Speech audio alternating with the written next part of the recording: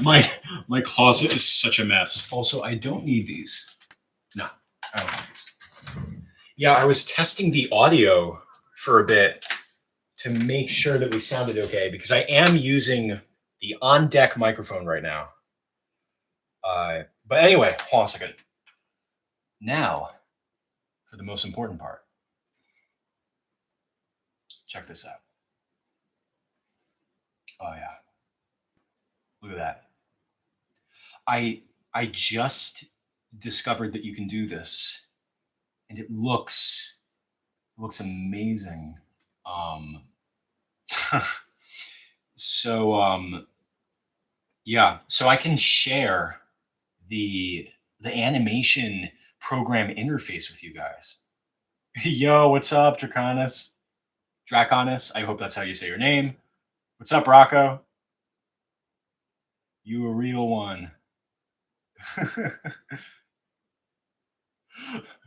Watch what you say about that, Rocco. YouTube might crack down on me for that. I think we'll be okay. But yeah. So, oh wait, I worked on this guy a bit in the previous stream. I think I started him, but I did the face on like my own time. I'm so glad that you guys can see what the program looks like.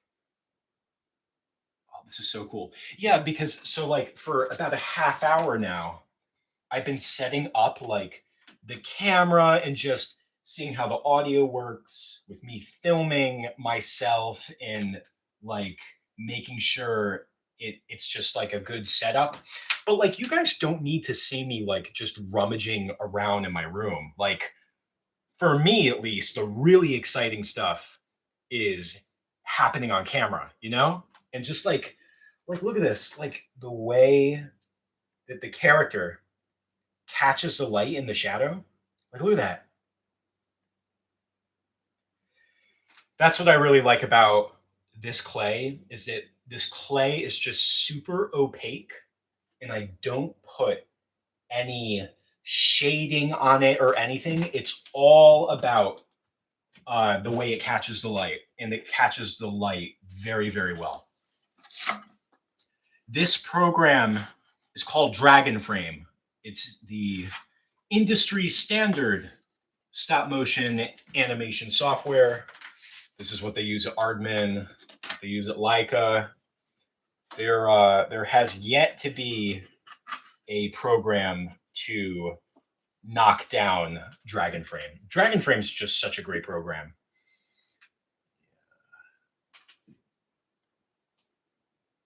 Yes, there is a Rocco. There is a transparent outline from the previous frame. You could turn that on or off. Actually, wait. Yeah, you see this little thing down here? You can turn it up or you can turn it down. You can have it be for the next frame or the previous frame. It's just more options. But anyway, yeah. So like, wow. Anyway, welcome back, everyone.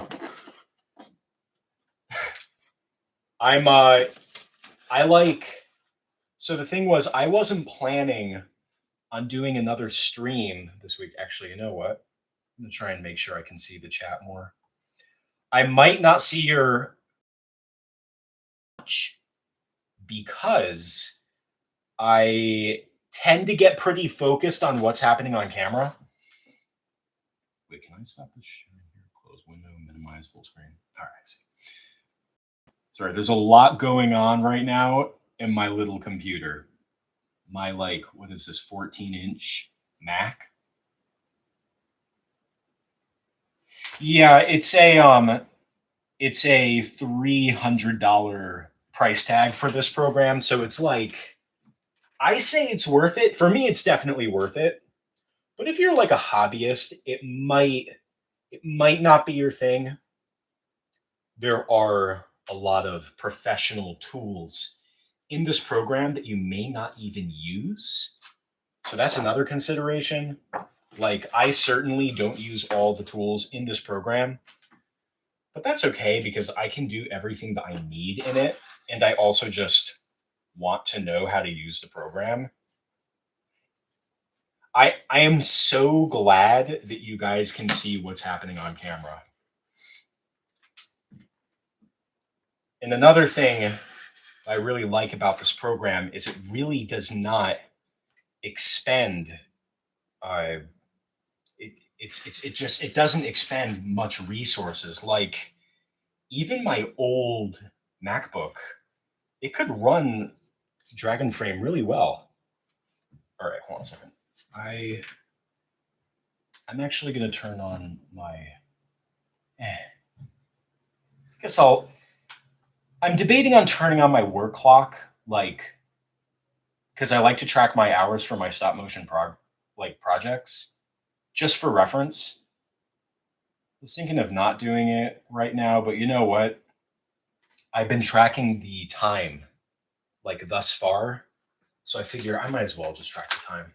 All right, but now, so the game plan today is I'm going to be filming this guy, and I need to actually import this audio file really quick.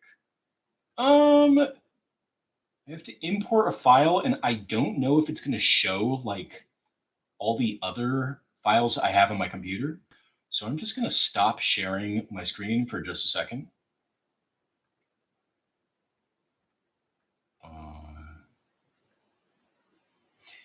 Also, I have like my camera up on a stoop, and I have a short USB cable, USB-C cable. I had a long one, but it wouldn't work for the stream. So that way, if anything horrible goes wrong, like if something falls, you guys will know what's up. I'm just trying to find the audio file.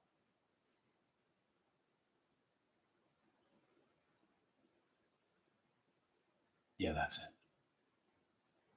Yeah.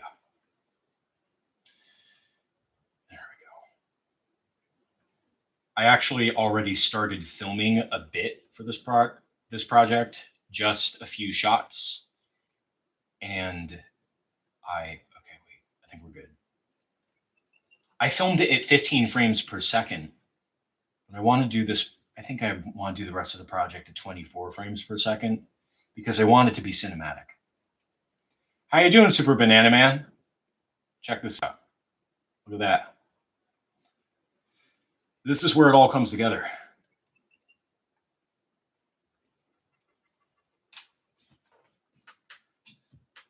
All right, now I just need to find where I'm filming them.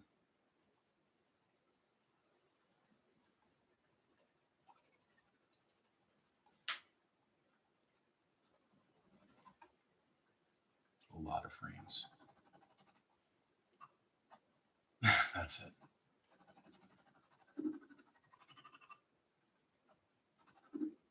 Yep. This is where I make all of my Brick Bob Films episodes. Right here at this desk, right with the setup. Actually, I'm going to shrink my Safari tab a bit because I want to see what you guys are saying. Yeah, Draconics. It's been such a long haul. Like so many different phases of different projects and such. But yeah, but here we are. I got to be doing something right if I'm still going with this animation thing, right? All right. Trying to figure out if I'm going to do colored light or not. I think I will. I think I'm going to do some of that. Well, first, let me make sure that I'm sufficiently focused. This is too close. This is way too close. I think I'm just going to move this back. Yeah, I was saying to everyone else that I just found out that I could share the screen for my stop motion software, so I could show you guys the process, because it's like I know that I have my camera up so you can see me like in person, but like I don't know, like do you guys like I don't want the focal point of this to be me rummaging around my room, you know?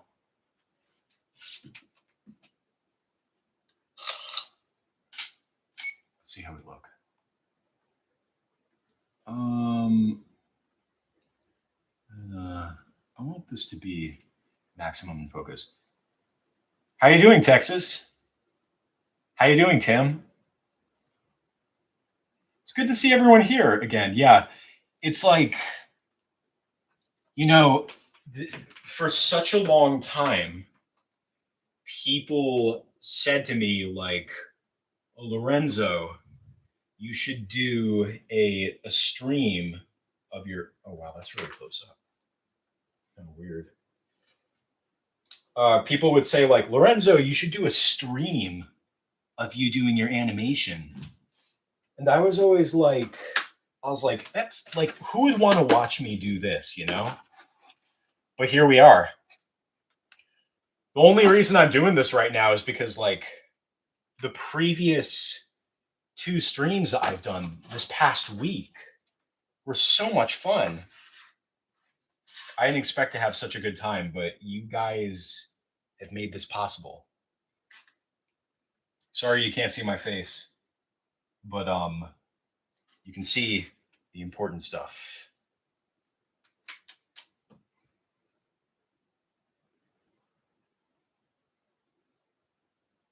Yeah, so Draconis, I went through my old hard drive and I did find the other Lego animations that I uploaded to this channel like in 2015. I deleted them for some reason, but I found them and they're all uploaded now.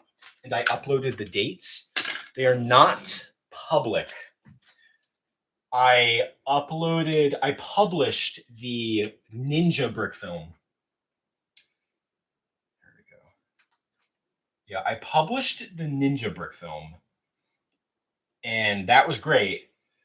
But I want to like drip out the others. I don't know if I like want them to be occupying my like channel feed because it's a bunch of videos.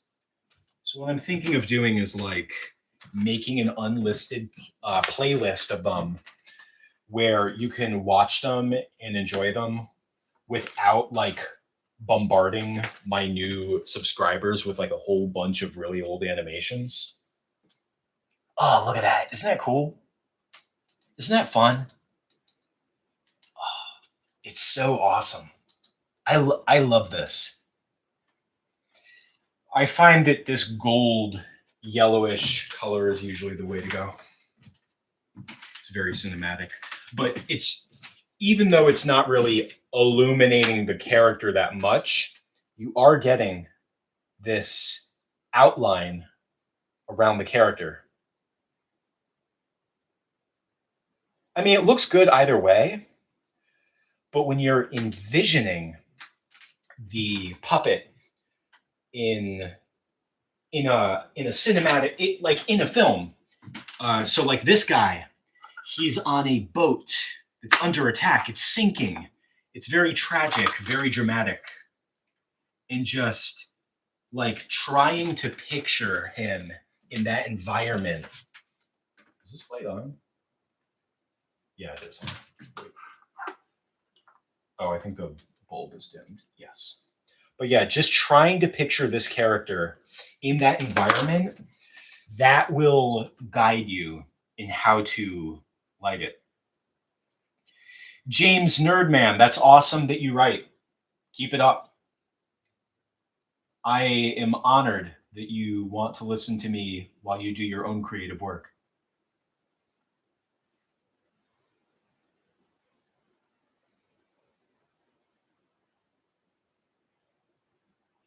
Yeah, I mean, Draconis, just like the amount in a very small space is, I mean, I'm so grateful for it. I mean, I'm doing this right now. This is not like a like I'm doing like this whole hub, this whole setup right now that you guys are viewing. 14-inch MacBook Pro. And I'm just trying to make sure I can see your messages, your chat. 14 inches by 14 inches of. I don't know what the exact dimensions are of the screen, but there's only so much space to fit everything on. I feel like someday maybe I'll get like a dedicated monitor to throw up in the corner if I keep doing this live streaming. Right now, this isn't the sharpest lens. It's a zoom lens. So let's see how it looks.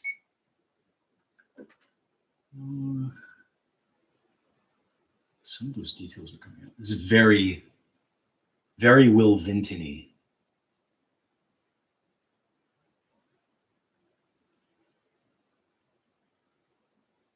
Let's see.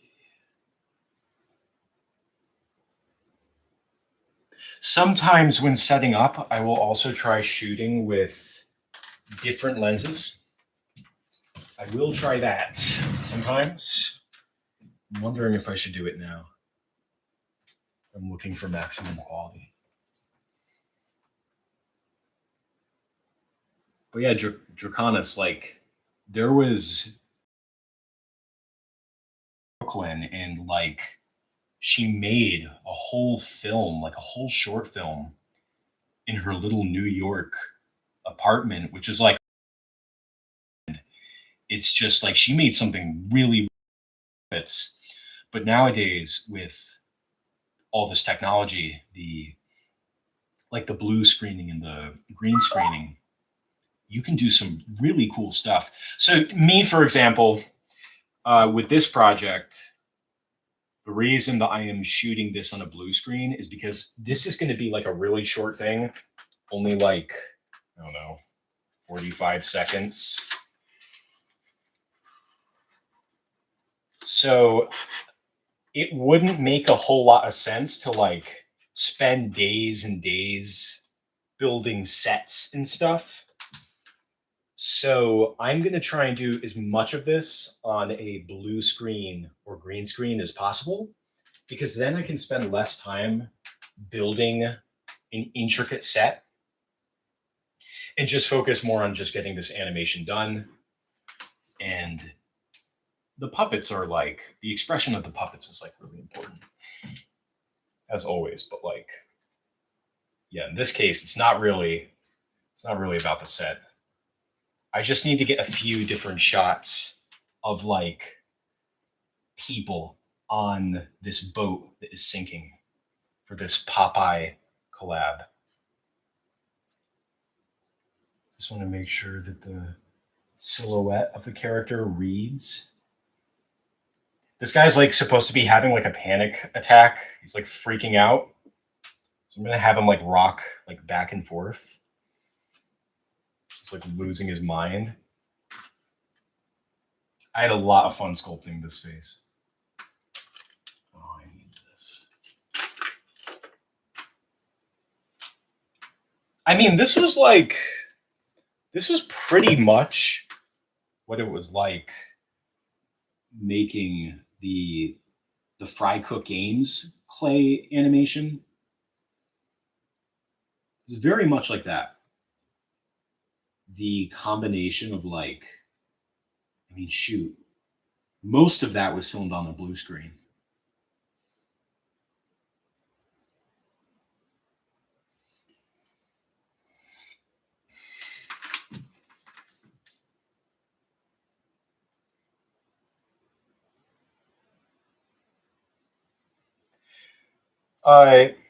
Draconis, I did make the director's commentary to that animation, which I'm sure you've seen. If you want like to see me react to it in real time, like, I don't know, I want to devote this live stream to me working on the filming. But if you want to see me react to it like on stream, like, let me know. Like, I the other day when I was streaming, I was like, if we can get about $15 in donations, I'll react to a Clay Kremling episode on stream. I don't think I would do that tonight. I mean, I could do it tonight, but it would have to wait until I'm done filming. I'm trying to think if I'm just going to want the whole body to be composited afterwards. It's just right now, I'm trying to decide if I want to cut off the foot or not. Maybe not. I think I might want the whole foot. Where's the black clay?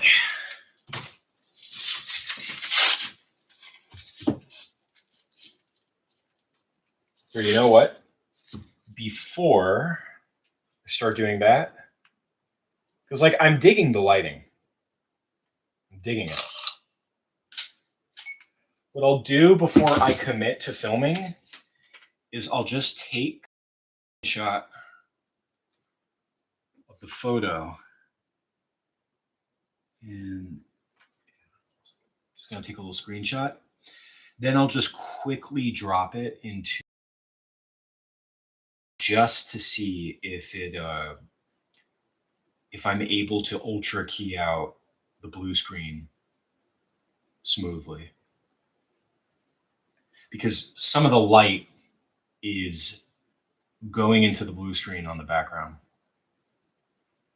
which could be problematic. Yeah, right now I have Adobe Premiere opened up.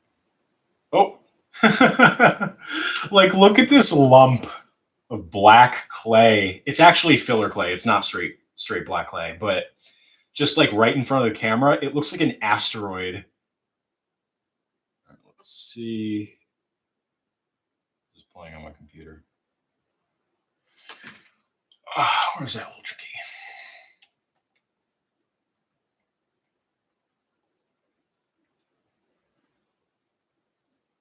That's fine. You have my permission to do things. It does look really good in the program.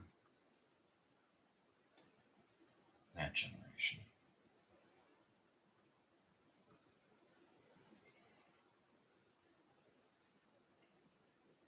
And you know what? I don't want there to be too much blur. Okay, good. My shutter speed is very, it's actually, that's as closed as it can be. The reason that I'm doing that is because I don't want, because since I have to key out the blue screen, I don't want there to be like weird, like blurriness around the edges of the subject. I want the keying out to be nice and clean. I'm looking at the footage right now in Adobe Premiere, and it looks excellent. That looks very good.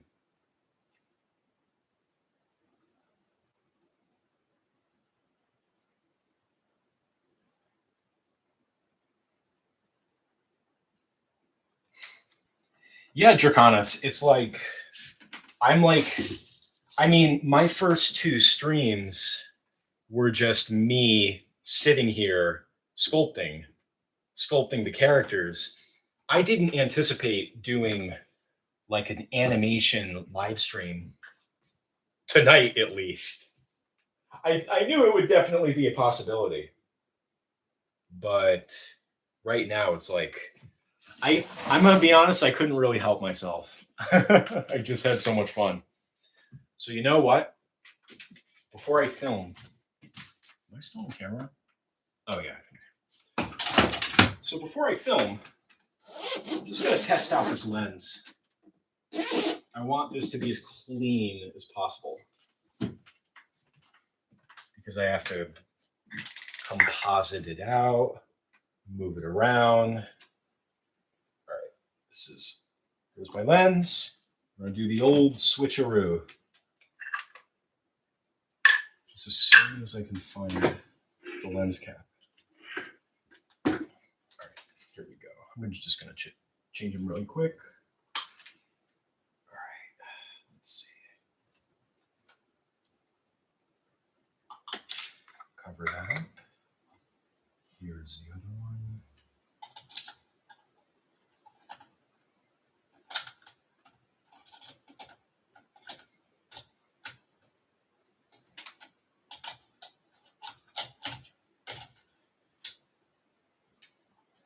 All right, now we are closer.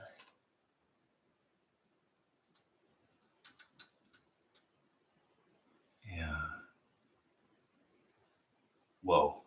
Yeah, way bigger depth of field. So right now, Draconis, I am working on a reanimated collab scene. I know it's been a hot minute since I've done that. Yeah, I was doing reanimated collabs a lot in like 2019 because they were blowing up at the time. But I got recruited to like the host for this Popeye collab. I forgot what Popeye film it is, but the host reached out to me and was like, "Hey, we need an animator. Can you do this?" And I was like, "Shoot, I mean, sure." I looked at the artists who were working in this collab, and I gotta say that like of all the reanimated collabs that I've been a part of, the art is so good in this one. It's got like I would say the most like consistently good art of all the reanimated collabs that I've done. Just want to make sure I'm getting that right.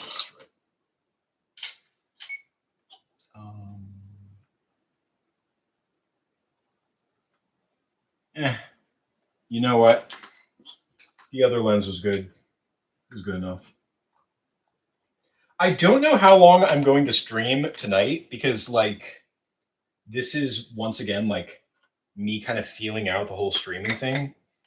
As you can see, like this whole streaming setup I just threw together. But it could sure be worse. But yeah, I'm just like I never thought that I would actually do a stop motion live stream. I was like, who would want to see that? But here we are. You guys made this happen. I just turned the camera on. You know what? I guess we'll get ready to start filming them. It's gonna look good.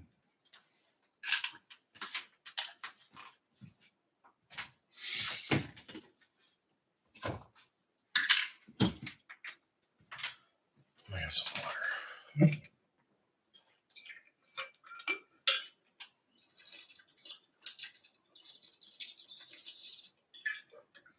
I don't know why my water bottle was so loud that time. Terribly sorry. Oh, I'm gonna leave that there. All right, 24 frames per second. It's a good thing I was animating Lolo for like a month.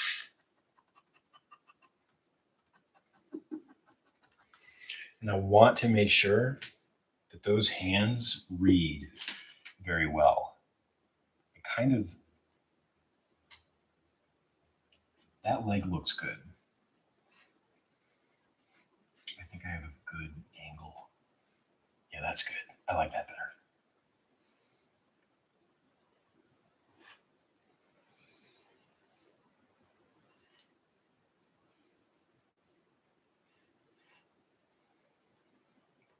That's kind of the thing with animating clay puppets is you have to be pretty precious in how you move them because every time you do so, you're mashing detail, mashing the sculpture, mashing just all of that work that you spent like working on it.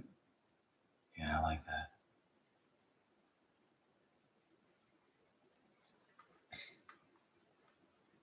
I love the light over here.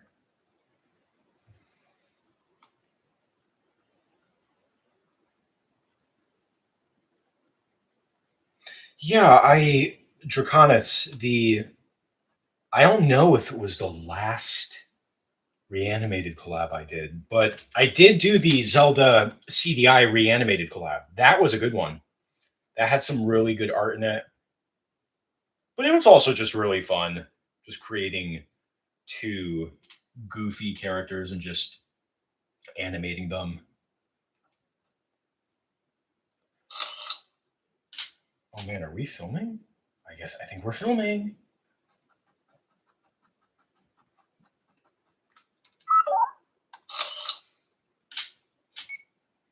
I feel like 24 frames per second will heighten the dramatic effect of it.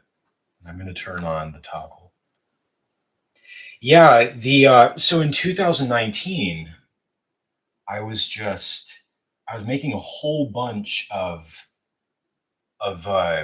reanimated collab scenes. I was doing a whole bunch of those collabs because I think at that point I was getting bored animating Clay Kremling just because I had been animating him for such a long time. And doing the reanimated collabs, it was kind of like in 2017 when I was doing all those claymation projects, and I was just working on such a wide variety of different like characters and settings and themes and stuff like that. So it was kind of like doing that, but with less commitment because these reanimated collab scenes were so short. And actually, someone that I collaborated with on the Clay Crumbling show, like I brought him on as a guest star, Pasty. He came, yeah, we collaborated, like we wrote a script and a script together, and he came onto the Clay Kremling show. This was so long ago. I don't even know what he does nowadays. Um, but he like led a reanimated collab, and I was a part of it. It was the Cuphead musical. There actually was a point where I was considering doing a like hosting my own reanimated collab. Uh, I was thinking of doing a recreation, a reanimated collab of "It's a Bee Movie," which is a song from The Brave Little Toaster. I was like, shoot, if I were to do a reanimated collab, that's what I would do. It's a good song, good movie. But I knew that I was never gonna have the patience or time to want to like host a collab like that. I probably could have gotten it done, but I was always so wrapped up doing my own thing, you know?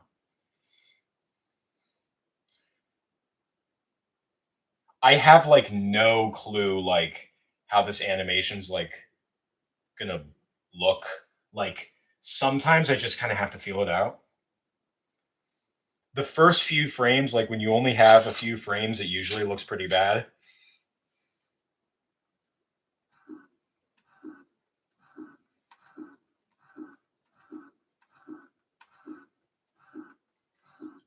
Like want to get him like rocking.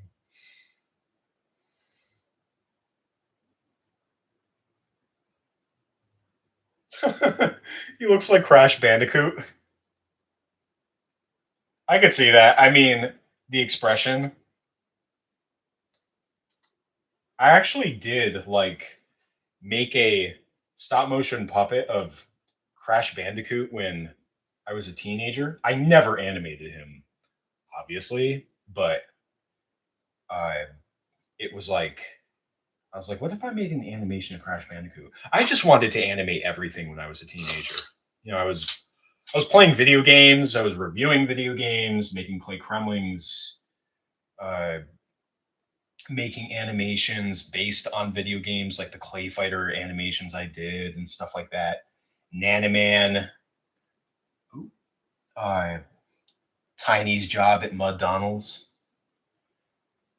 I wanted to do more like clay clay fighter fan animations, not something like the Clay Fighter Sculptor's Cut musical. I mean, like my own original, like I guess you could say fan fictions of Clay Fighter, like based on the world of Clay Fighter. Because I did one of Tiny working at McDonald's.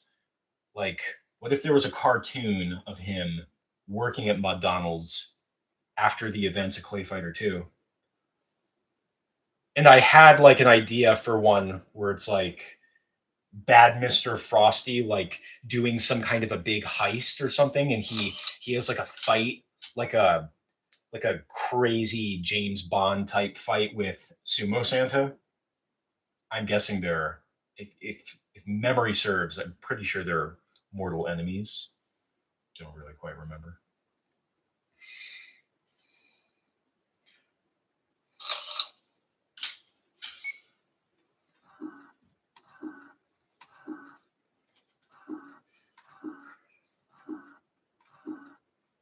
Need a few frames at the start for when the animation begins. Yeah, it was the Operation Krabby Patty episode. Yeah, that was where we collaborated. That was a game I had never played. He recommended it, and then we just wrote this whole script around it. Or like Clay Kremling's like against it, and Pasty's character is like really, he really loves it. It is pretty crazy. I got to admit, it is pretty crazy that Clay Kremling, even though it never took off, that it had a collab episode. Like, that's pretty, like, looking back on that and thinking about it, that's like pretty insane.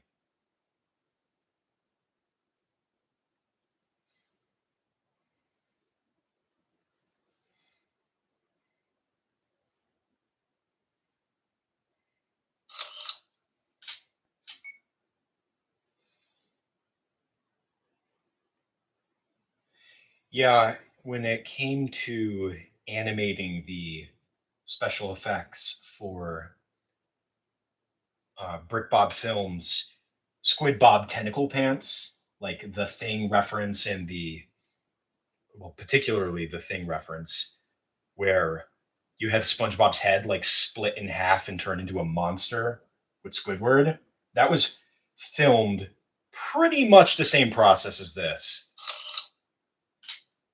just in front of a blue screen, sculpted parts ahead of time. Actually, you know what? If I really wanted to, I could throw up my phone right now and take a time lapse of this. Then that would be like what? One, two, three, four. That'd be like four setup devices. I don't think I'm gonna do that now. I'm like kind of going with the flow, and you guys are all here, which is great. But maybe in the future, like all I know is like if I don't know if this streaming thing is something that I'd truly enjoy. I never knew, but I'm figuring it out right now. I have to put this ear on more. This ear is coming off.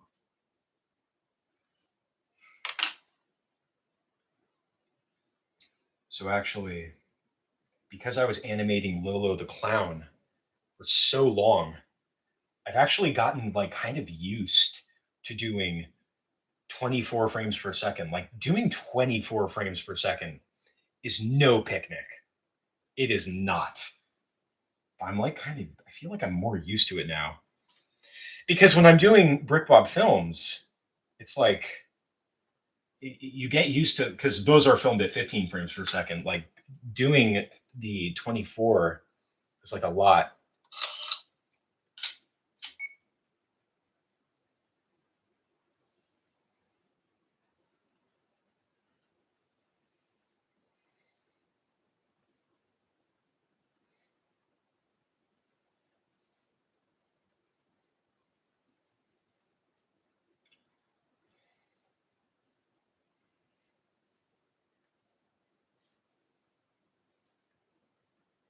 And animating this puppet, I gotta tell you, feels so much different than animating Lolo. Lolo was a tall, big ball and socket armature with clothes and a hard baked head, like epoxy sculpt head. It was nothing like this feels completely different.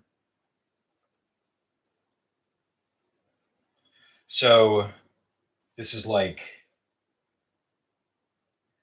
the principles carry over the way like what looks like good animation and what doesn't, but the medium just feels way different. So you just have to work through the medium and figure it out.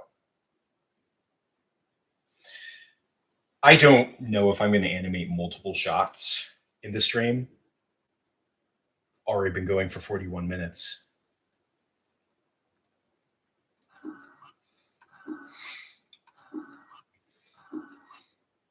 All right, good. Now want this to get a little bit more frantic. So far, it's just very smooth.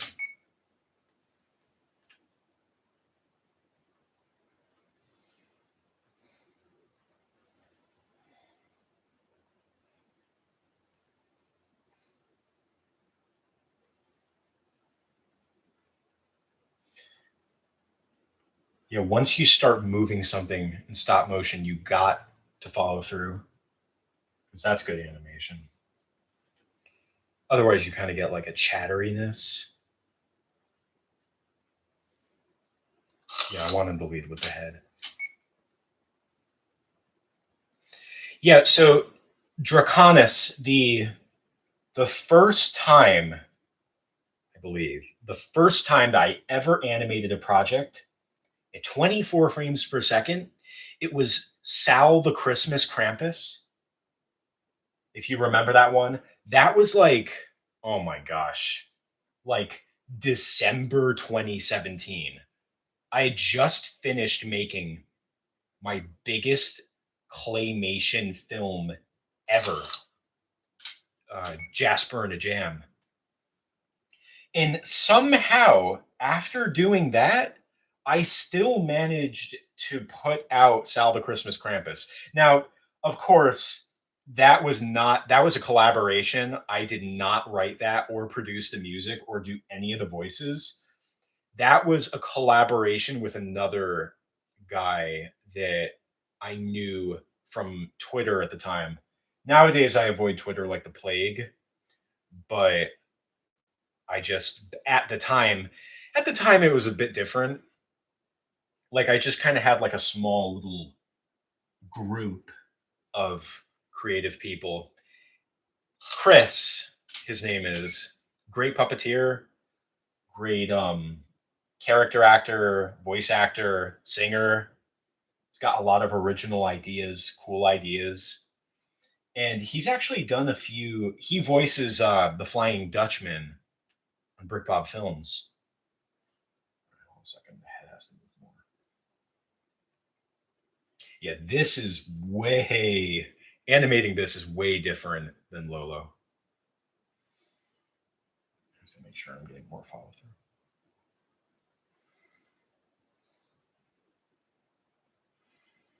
Some movement from my arm.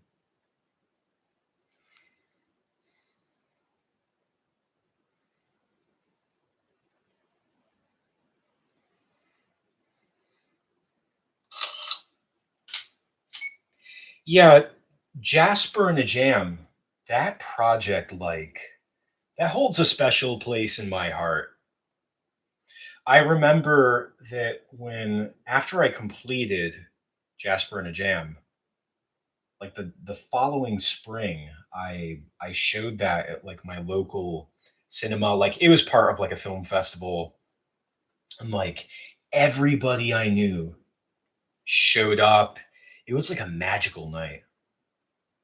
And I can't believe that it's taken me this long to do something like that again. I would like to do something that I could put into a film festival. But with Jasper and a Jam, it was a bit limited because it wasn't a character that I owned. And I was using like the original audio from the original cartoon. So doing a little local event was enough for me. Little small event. That was enough for me. I would like to do something bigger.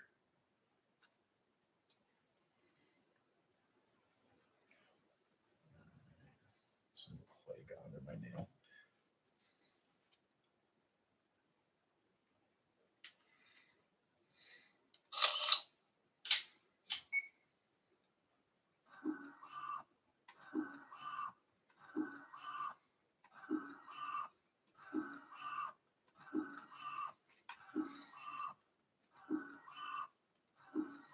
Yeah, I need to get it less fluent, more frantic.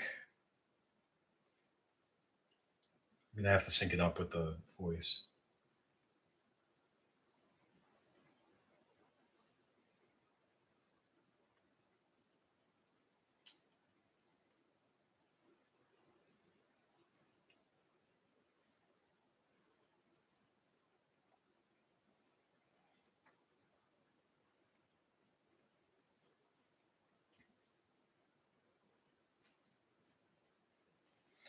Perhaps I'll. I wonder if I should share the stream with the Discord. Maybe I'll send the replay.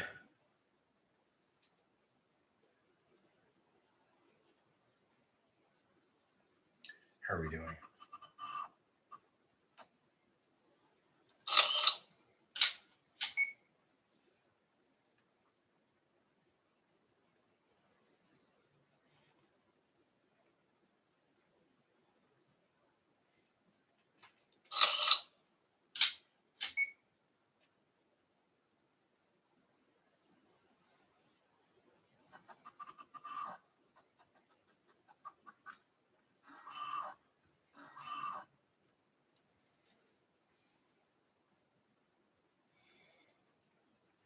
This is gonna look epic. Oh no, the I'm talking about sharing this stream with the Discord group for the reanimated collab because people post work in progress updates on their scenes. Yeah, you know what? Screw it. I'm just gonna send it. Why not? They can ignore it if they want, but this stream's pretty cool. Been going for almost an hour. Why don't I do that? I'm just gonna do that really quick. I'm sure they love to see. I love how this face came out. Like, this is good. My computer is a champion. After I had my old laptop for long enough, it was like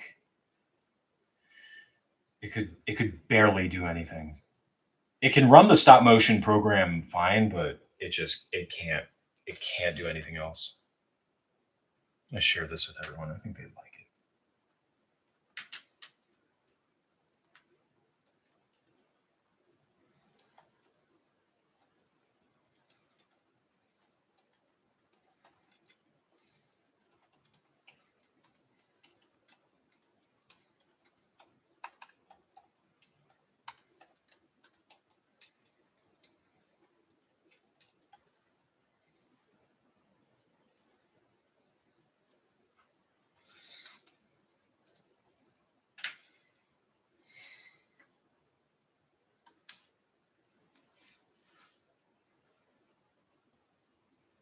All right, great, awesome. We'll see what happens. Maybe we'll get some people coming in. Oops. Where's the next screen? Oh wait, is it here? Okay, wait, I think that's it. So sometimes I like to write on the X sheet, which is this area. This is the X sheet. This is where I like to navigate. Some people prefer to go here. I like it here. But you can write down information about like little timing cues. So now if I wanted to see like, okay, good. That way we can just get the timing right.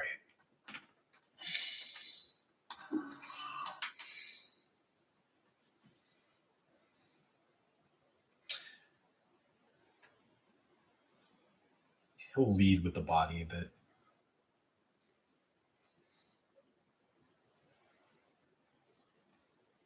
I think I'll make him jitter a little bit.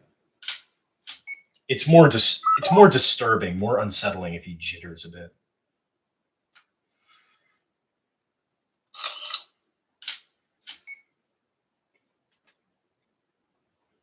Wow, this is really cool. Like you guys just like you I love that you guys can see what's happening on the screen. Like very, very fluent. Let me know if you like the setup. Because I just like threw this together. I was like, shoot, like this to me, this is the interesting stuff. Not watching me rummage around my room, just doing it. Like, actually, what does this even look like on my camera? Yeah, like what is being conveyed on the camera is just nothing like what you're seeing in my program. That to me, this is the exciting part.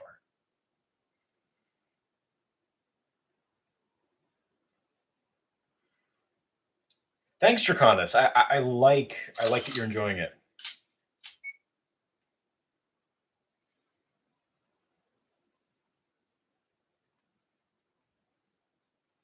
Yeah, so James, when when I was a kid, I really loved Robot Chicken. The the animation is like definitely reflective of like the humor. Like it's definitely supposed to be like an ugly looking show. It's supposed to play into the crudeness. But I will say that like as I got older, like the the humor in Robot Chicken just didn't really do it for me that much. I loved it stop motion, but like the humor was like I'm trying to think of how to describe it. Like almost like too immature for me. It's like really immature. It does kind of do like the whole like Family Guy Instagram Reels format.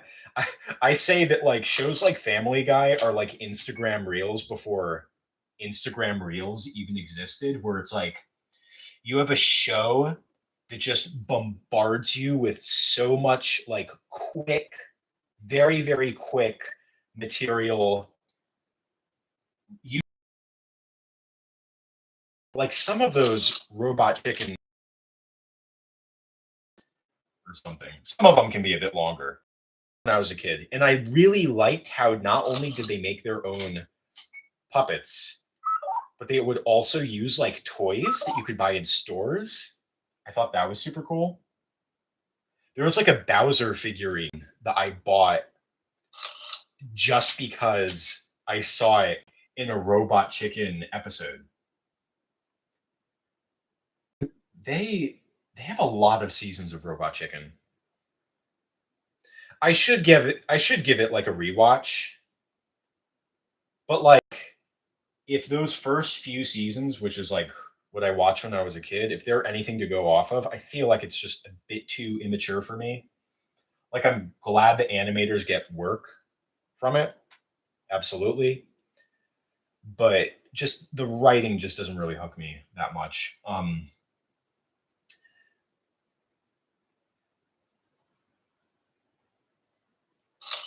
So there was something about Robot Chicken that I really did like was the Star Wars specials I remember were really good. I think I might delete a few frames. That tremble goes on for just a little bit too long. Just a little.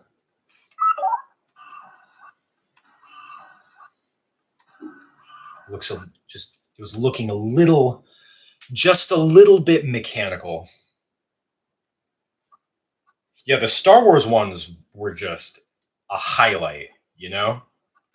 And even like I mean, this is very loose, but even like the Robot Chicken Star Wars Episode 3 special, or it was the third one at least, like it had like some kind of like a plot, like a bit like an opening and like an end with like the Emperor. Even then, it's pretty loose. But like there was also another character, like a recurring character, Gary. He was a stormtrooper.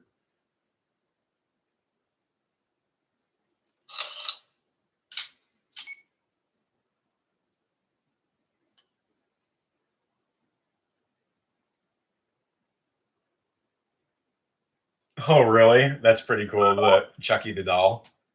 That's cool.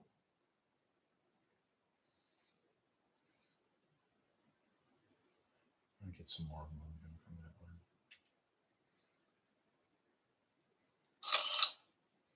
Yeah, I'll never forget. I was like hanging out with a friend. I was like at my friend's house. I must have been like 12 or 13 years old. And I like we're hanging out together. And at one point, like I walked for some reason, he was in his parents' bedroom and he just like started playing like the Star Wars Robot Chicken Episode 3 thing on the TV. And I walked in and I'm like, whoa, what is this? Like a Star Wars stop motion comedy thing? Like what? It was like a dream come true.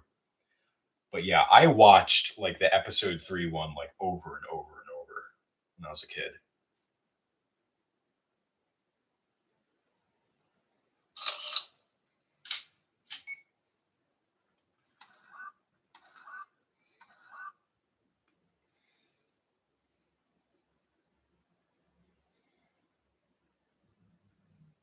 Okay, so now the head's gonna keep moving forward, but the body is starting. The trunk of the body is gonna stop.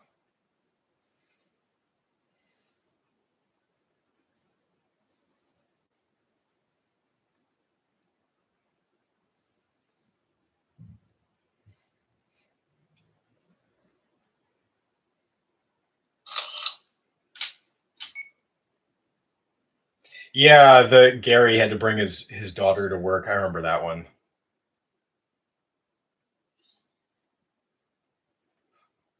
These aren't the droids we're looking for. Yes, they are.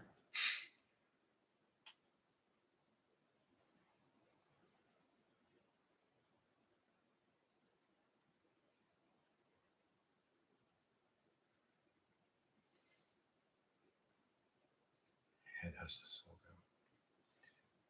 Yeah, in those cartoons, like there were some voice actors I recognized from other shows.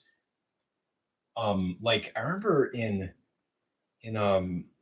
what was it in Robot Chicken, like the voice actor for Susie Carmichael from Rugrats. She was like in a couple skits. I remember being like, what? Like Susie Carmichael was like such a sweet character in Rugrats, and like I loved her so much. And then like the voice of like the character that she was voicing in Robot Chicken was like so horrible. It was like she had like this pony. It was like a little girl with this pony. I think it was based on a book that I read as a kid, but yeah, it was like, oh my gosh. Yeah, the Robot Chicken was like when I was a kid, I was like down for it, but like a lot of it was just like really, really too much for me when I got older. I'm like, oh boy.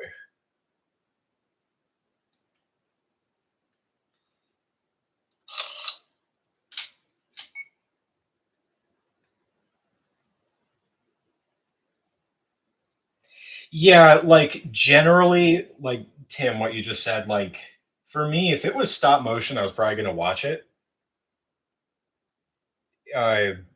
Because of course my affinity for stop motion. But there was one thing from my childhood. There was one stop motion film that oh, the story was just like so bad and so boring that I like even it being stop motion couldn't save it for me. There was one thing that I absolutely couldn't stand, and that was the Gumby movie. How many of you guys have seen the Gumby movie? have to make this guy shake. Oh my gosh. I I hated the Gumby movie. Like it was so bad I could not like sit through it.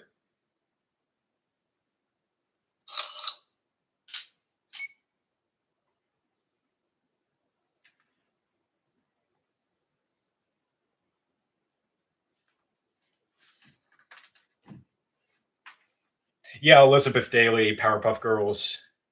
It was fun hearing her in that cuz like I had a bunch of Rugrats VHS tapes when I was a kid. Wait, what? Worked on a couple songs from the Scarface soundtrack? Wait, that's the same Elizabeth Daily?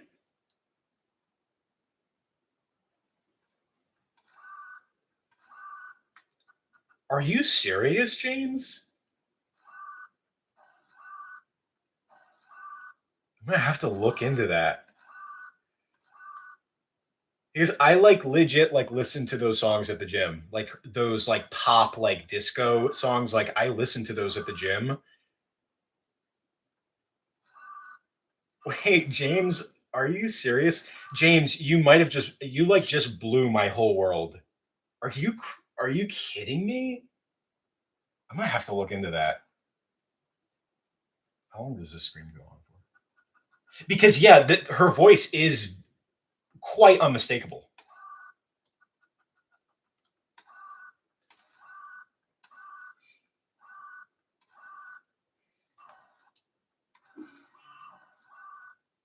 Oh, this is gonna look great. This is like some Weird Al Yankovic claymation Jurassic Park music video stuff.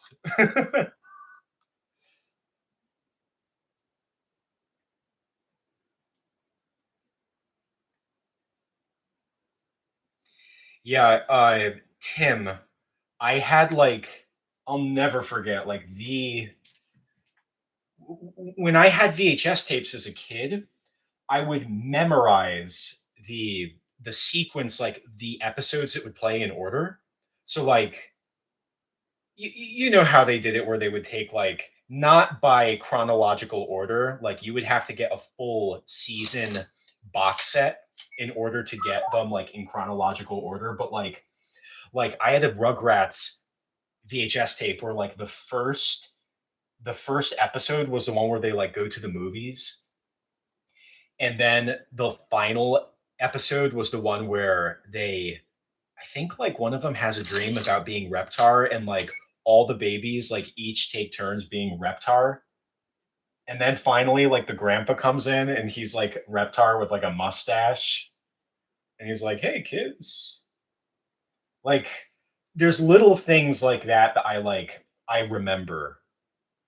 Like I can watch a like the full season 1 box set or DVD thing of SpongeBob season 1, but I'll never forget like the VHS tape I had as a kid where the first episode that played was the sponge who could fly from season 3, and the last one that played, the last two that played was Plankton and then Suds from season 1.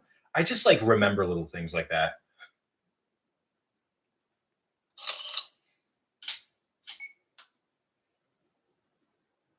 James, you really just blew my mind. I want you to know that.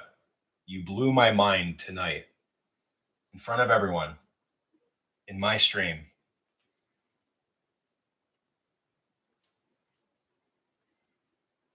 Think about that. Ooh, I like that like tilt, that like that tilt that we kind of have going forward. You see that? The upper body is kind of like almost like yeah. I want him to look like he's just losing his mind.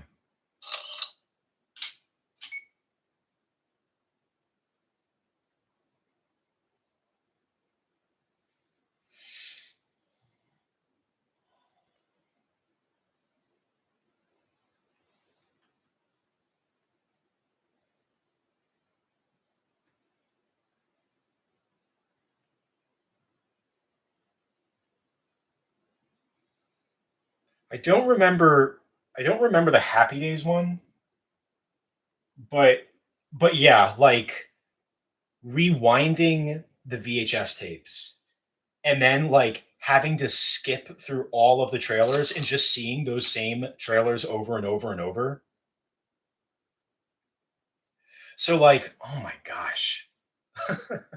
Us 90s and early 2000s kids like talking about growing up with DVDs and VHS. I actually preferred like well actually I didn't so there was like pros and cons to DVDs and VHS tapes. So like I loved how with VHS tapes you didn't have to deal with all of those like barriers that DVDs would have where like I would hit the skip button and like I couldn't skip.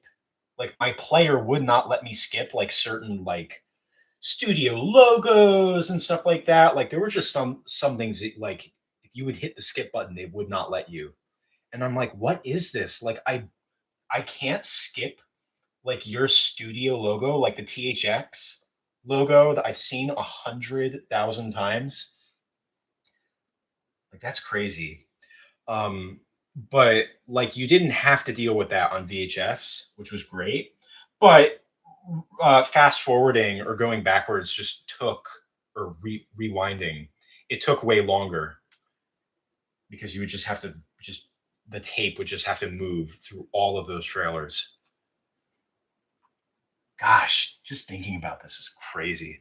Just recently, I saw a VHS player with like a DVD, built-in DVD player, and I was just like, "Gosh, this really takes me back."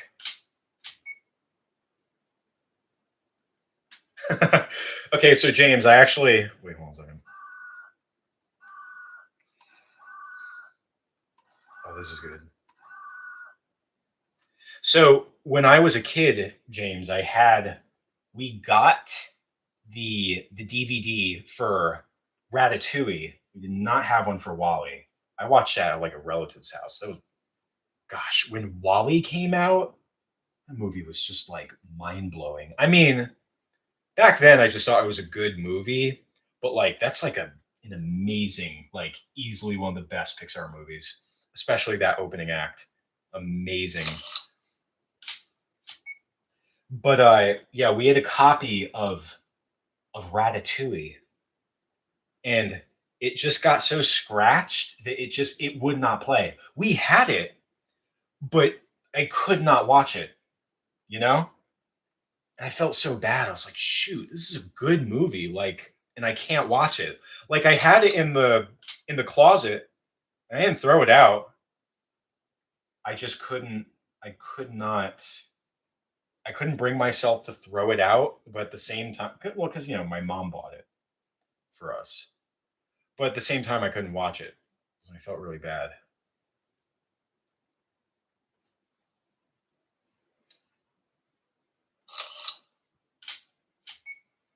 When does that last screen come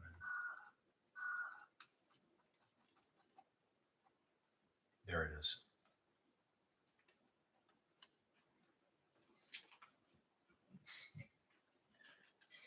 Like that's the thing of like even though I'm like animating right now, I'm doing my thing. Like it's so fun talking about this kind of stuff with you guys.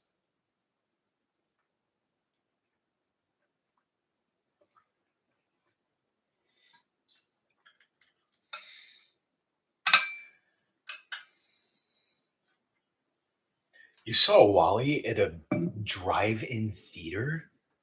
That's awesome.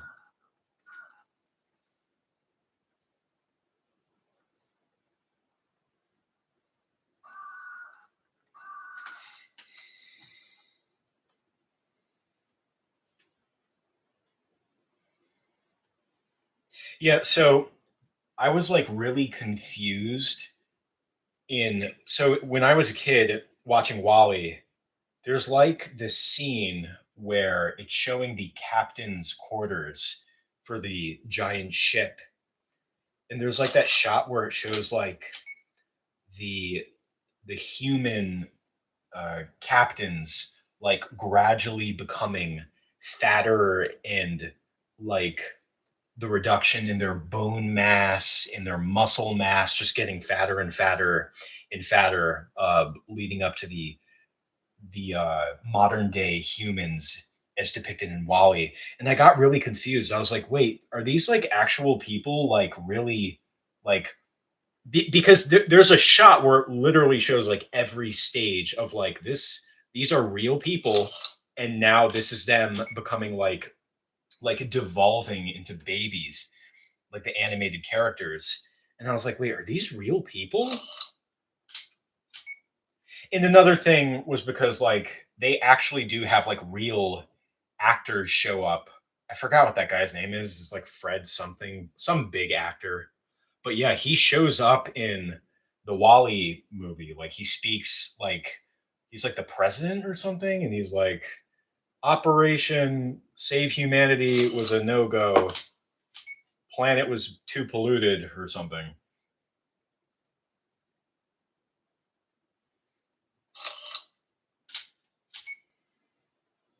And no other Pixar movie did that. Like no other Pixar movie had like real like live action actors in it. Ah shoot, I forgot to give him a collar. Oh well, animation's ruined. I'll start over. How many frames has it been? 45.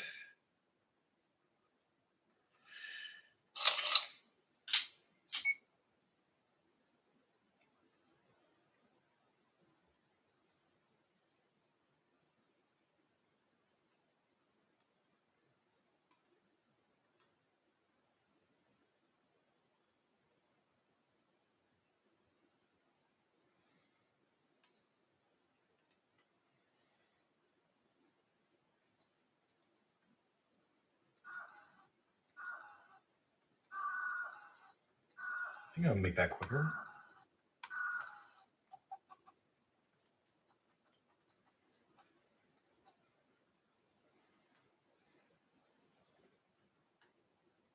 Head's gotta keep coming back. I love how this face looks. And once again, so the thing about this clay is like it's so opaque. There's no shading on it or anything. Uh, no pastels, no chalks, no airbrushing, none of that stuff. The stuff that I usually have to do with like more detailed sculptures. It's just the clay is so opaque and it has a matte finish, but the way it catches the light is so good that you can get a lot of shading and a lot of highlights just by the way that you position the lights, you know?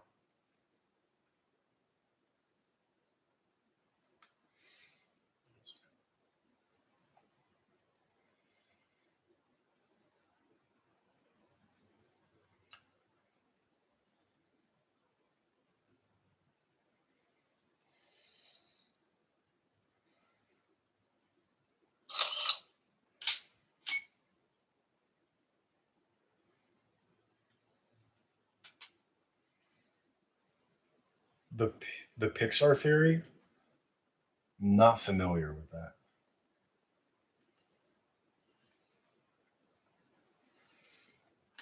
Let's see if I can do something with his arms.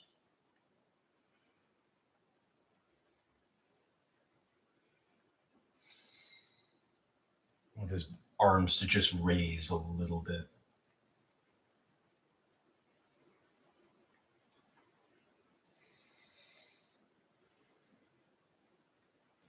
Oh, like every movie. Okay, shared universe. I got it.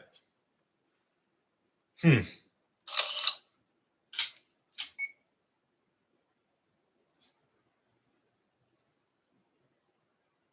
Oh my gosh.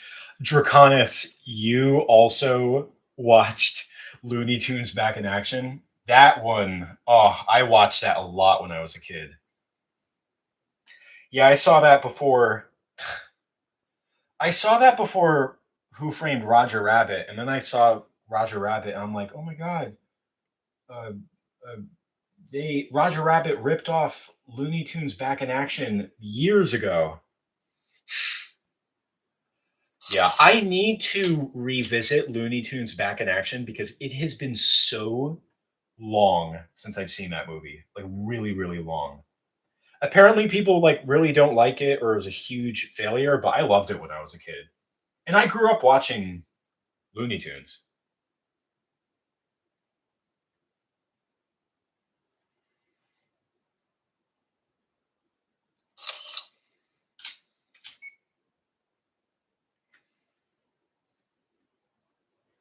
Yeah, I'm trying to think like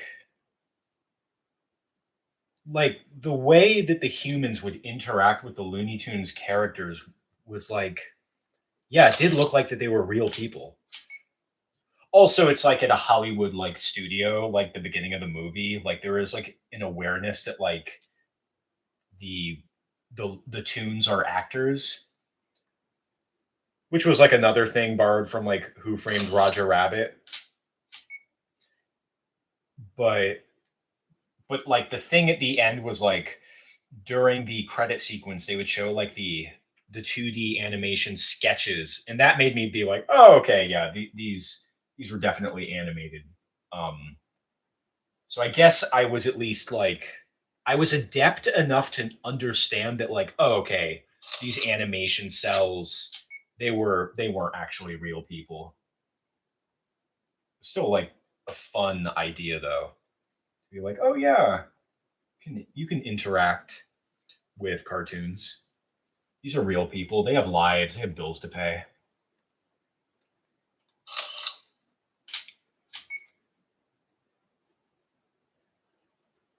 Wait, same thing happened with Howard the Duck. Did you think that he was real from the oh, well, I guess there's only one Howard the Duck movie. You are talking about the George Lucas film from the 80s?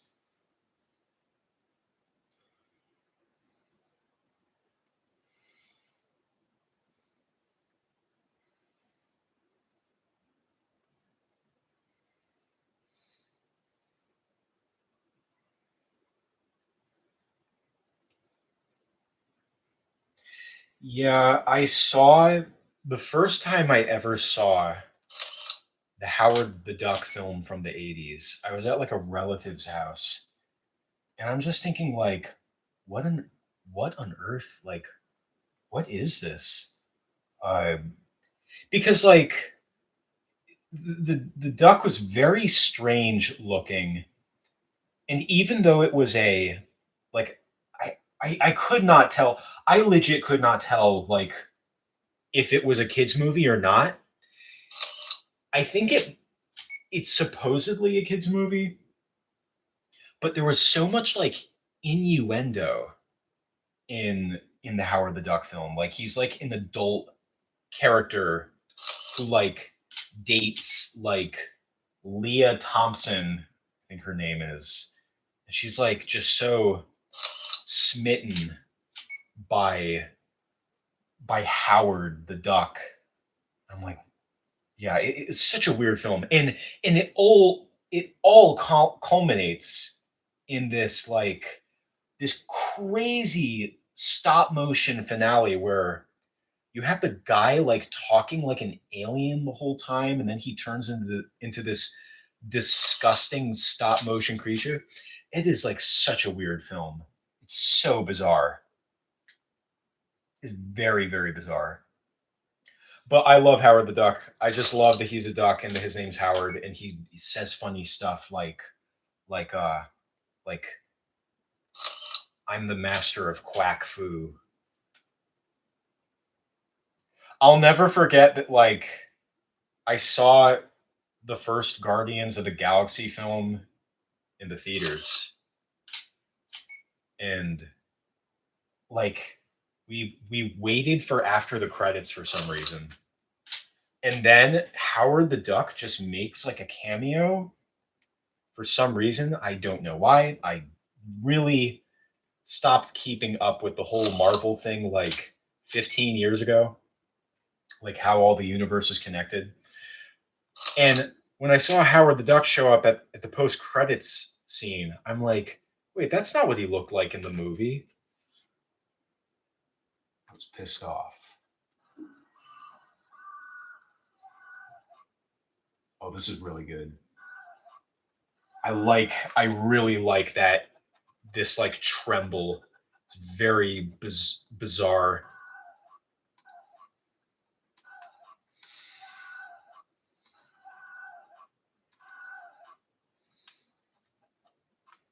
Very uncanny.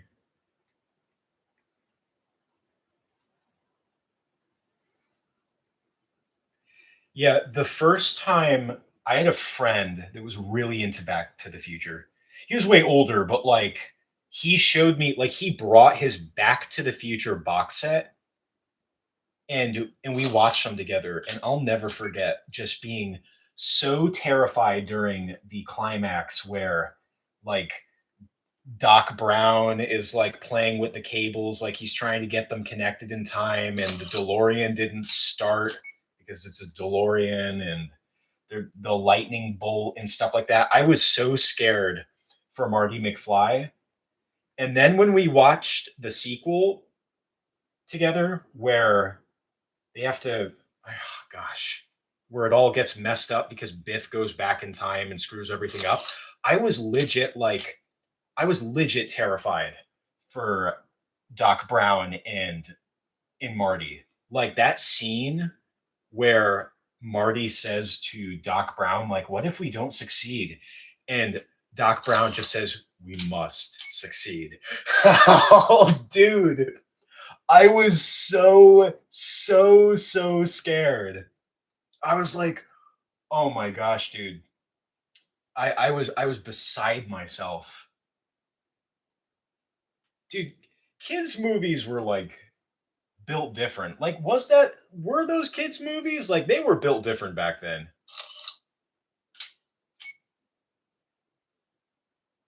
Yeah, Draconis, it's definitely like the whole Howard the Duck Leah Thompson thing is definitely like the B movie. It's very much like the B movie. I think I might have taken too many frames here.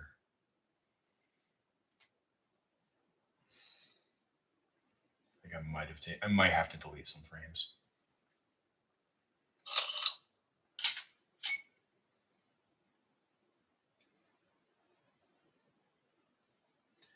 Oh shoot, the worst movie I've ever seen. Oh man. I don't know. You know what? It's like I watch usually if I'm watching a movie and I don't like it, I feel like you can usually have a pretty good feeling. Like if you're by the time you're halfway through a movie, if you're really not vibing with it, I feel like that's usually a good indicator where it's like, yep, that's I don't think this is for me. I don't know if I could like say what the worst movie I've ever seen is because you would just have to get me talking about movies long enough. I mean, I could tell you like I don't know the worst thing I've seen recently.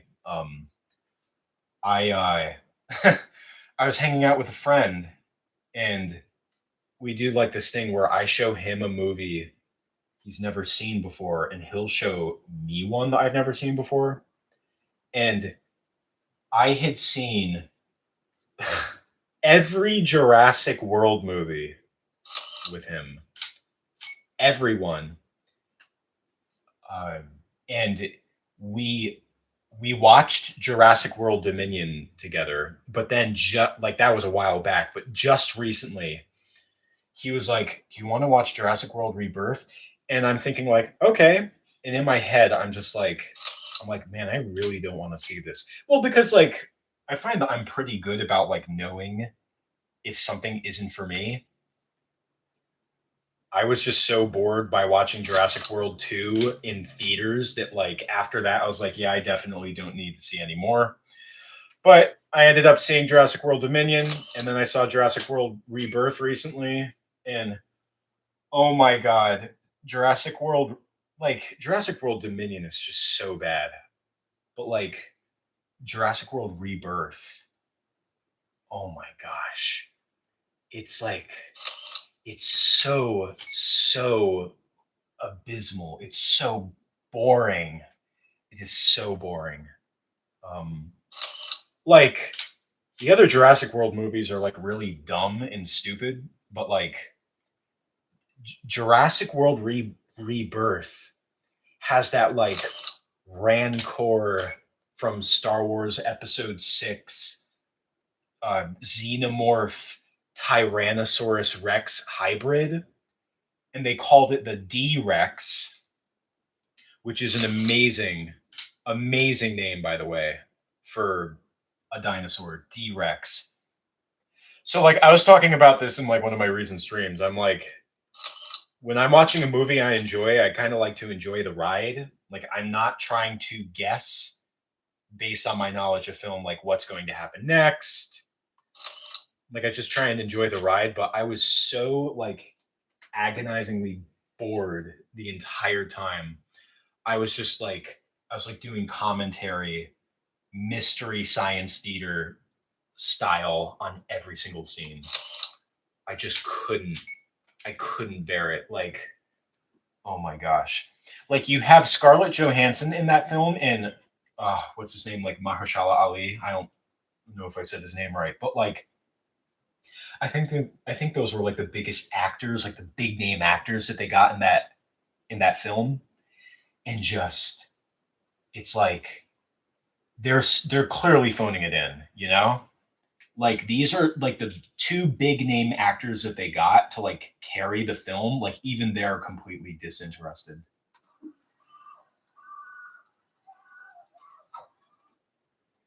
I like that.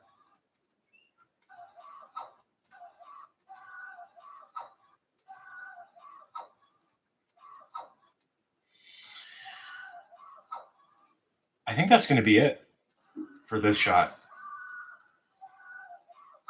That looks good.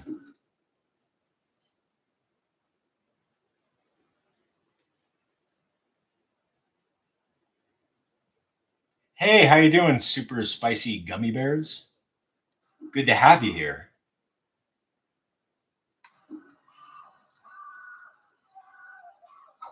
This is kind of what I do after.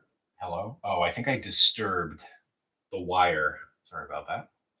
Rebounded. Once I. So here's the thing, like, whenever I complete taking an animation, I just kind of have to watch it on repeat for a while and just bask in all the things that I got right and all the little imperfections, you know? Like, I love this. Like, one of the great things about stop motion is that you can't get bogged down in perfectionism. You just can't. I mean, you can, but then that means you're going to have to redo the entire scene, which if I did that, I wouldn't get anything done, now would I? This is great. Great. I mean, look, like, the shot is good. Like, does the shot do what I set out to do? I think it does.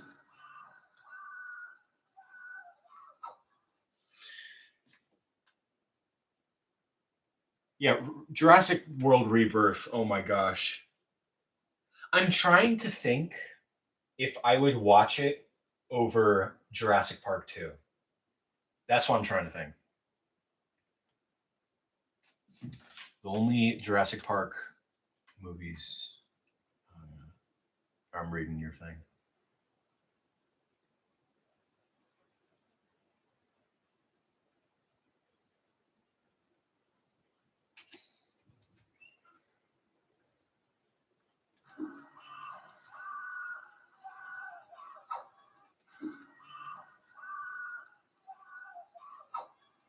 Nice. Oh, now his ear is falling off. Hey, there it is, just in time.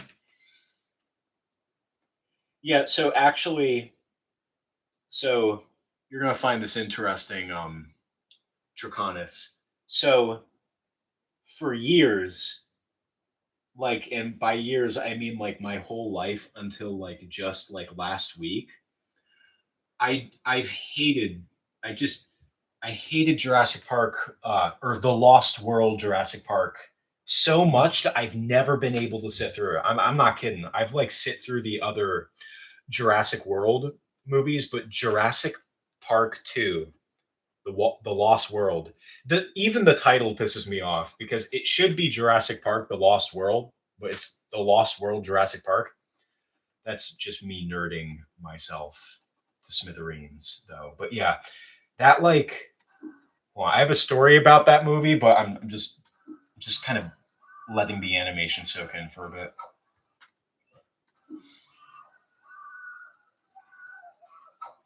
Yeah, I mean, yeah. It's hard to move on from a shot because it's like obviously I spent like an hour and a half making this guy, and I've just spent another hour and a half filming him, and now I have to move on. It's like, all right, goodbye. I am gonna snap a picture though. I love seeing my puppets on the set. Make good behind the scenes. Oh my gosh, I love that face. I love that.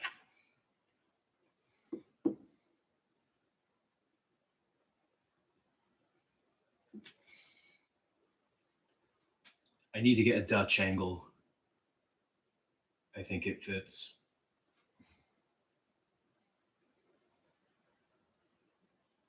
Yeah. All right. Goodbye.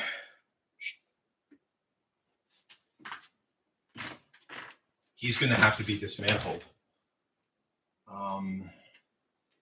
So that's the thing. It's like I have to make a whole bunch of different shots and composite them together in Adobe Premiere and put in a background, have it all make sense. I'm actually going to stop the clock for a second.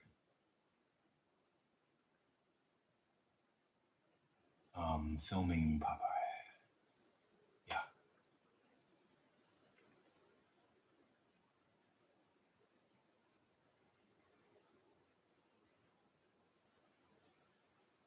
Yeah. Yeah. Jurassic Park 2 traumatized you more? Yeah, I so the first Jurassic Park movie I absolutely loved as a kid. But that opening scene, like with the raptors in the box, when like the guy gets killed, that scene scared me so much, and I loved it so much. Like that scene's terrifying. Like the fact that you can't see the raptor, you know all that chaos is going on, and just like the screaming and all that. That it's so terrifying. The tension before like leading up to it, that scene scared me so much, and I loved it. It was like one of those things where it was like, oh wait, look at our little trio here. God, even the lighting here, like, look at that. Isn't that cool? Yeah, the no, I loved that scene, even though it scared me to death. And the kitchen scene in Jurassic Park 1 terrified me as well. That scene's like really unsettling. Like the first few minutes before it gets a little bit slapsticky, where like the kids are hiding in the kitchen and the raptor is looking through the door and like the sounds that it makes. So magnificent. I have a bigger blue backdrop, but I just have to get out of the closet. Just a sec.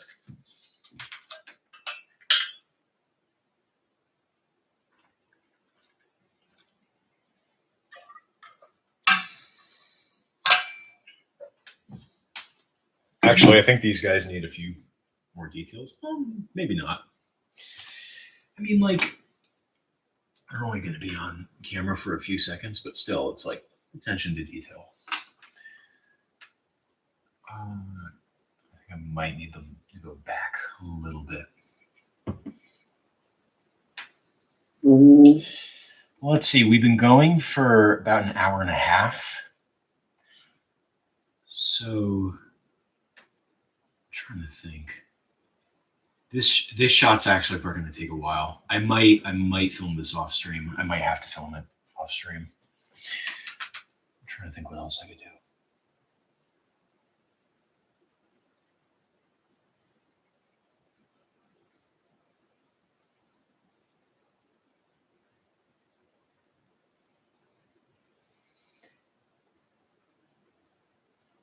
Yeah, so when it comes to Jurassic Park 2, sorry, I keep getting sidetracked. So with Jurassic Park 2, it it is so boring.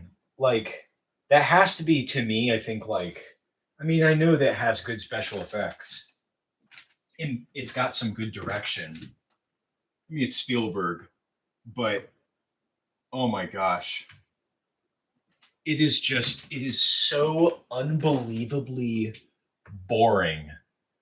The opening act is probably like one of the worst opening acts I think I've ever seen in a movie. Like the whole thing that kicks off the adventure is so bad. It's so nothing. And here, you know what? I think I'm just gonna put Popeye on camera. And like I remember when I was a kid, I felt very alienated by Jurassic Park 2 because in the first movie, you have Dr. Alan Grant as the main character, and I loved him so much. Sam Neill's performance and just the character of Dr. Grant is so great, so iconic. But then in Jurassic Park 2, Dr. Ian Malcolm is the main character, and like he's nothing like how he is in the first movie. He's like boring. He's passive. He's whiny. Like his dialogue, like I just watched this movie recently. I forced myself to sit through it. And the funny thing is, I actually like, I was folding like a whole bunch of laundry and just like sorting through clothes while watching it because that was more exciting than watching the movie. Like, that's just to me that's how boring Jurassic Park 2 is. Oh my gosh. But yeah, it's like there's no story at all. It's just plot. There's action, plenty of action, lots of dinosaurs running around. The dinosaurs are pretty much just like birds in Jurassic Park 2. Like they're just like they might as well be like rhinoceroses and lions and stuff. They're just absolutely just like there's nothing special about them. They're just animals, you know? People hunt them, people poach them, people take pictures of them in the woods and stuff like that. But yeah, I couldn't connect with anybody in in Jurassic Park 2 like when I was a kid and even today I just can't. Like which is why I could never sit through the movie when I was a kid. And actually the story I was going to say was my friend who I watched a new Jurassic World with, he said that he had a memory of me like when I was a kid, and he came over to my house. I offered him, I offered to give him a copy of Jurassic Park 2, The Lost World. At the time, he thought to himself, "Wow, this little boy who loves dinosaurs, even he doesn't want his copy of Jurassic Park 2." I think he said that. I think he said that was like his least favorite Jurassic Park. I think it was. I'm pretty sure it was. So like the thing is like Jurassic Park 3 is also so bad. Like who was it said that the characters were annoying? Oh, James, yeah. No, Jurassic Park 3, like the characters are so stupid. Like they're so agonizingly dumb and stupid. But in Jurassic Park 3, you have Alan Grant and you have Sam Neill back as Alan Grant. And he's just as good in Jurassic Park 3 as he is in the first Jurassic Park. He carries the movie. Like, so what's funny about Jurassic Park 3 is like you have to endure the stupid characters. You have to endure the stupid characters. Sorry, I have to emphasize the endure. But so does Dr. Grant. So it's like he's suffering with you. And like even him, like throughout the whole movie, he's like, wow, these people are all idiots. So it's like that's like therapy, you know? Also, another big thing is Jurassic Park 2 is like that's like 2 hours long, but Jurassic Park 3 is only like an hour and a half. It's pretty quick. So you don't have to endure it for very long. It's pretty just like, it's a few just dumb dino action set pieces and then it's over. And you have Dr. Grant to kind of go through it with. But Jurassic Park The Lost World, it's like 2 hours, and to me it feels like 4 hours. Like I just can't sit through it. I just told you guys how like the only way I was able to get through it was because I had like old clothes to sort through. I was doing laundry and I was like getting rid of clothes. That was more exciting than the movie. The title of Jurassic Park 2 just pisses me off. I can't bring myself to call it The Lost World Jurassic Park. It should be the other way around. You guys got me all excited talking about how much I detest Jurassic Park 2. All right, let's see. I think I'm going to call the stream at 2 hours because I'm going to have to prepare a few things before commencing with these other two shots. I have some more puppets to make, but I'm also going to need some reference footage for the string trio because I want that to look smooth. It's not going to be like the first one.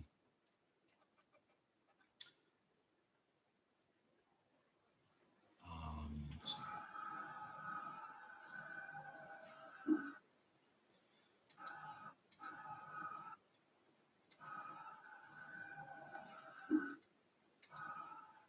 Yeah, I'm gonna set up for that.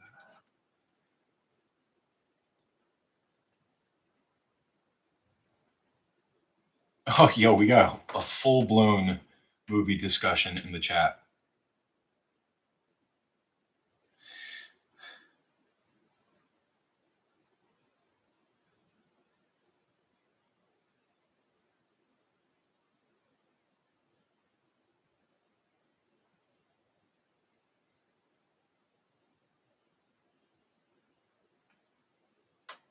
Yeah, that's a really good one. Everyone else in Jurassic Park 3 belonged in Friday the 13th. Like some kind of slasher movie.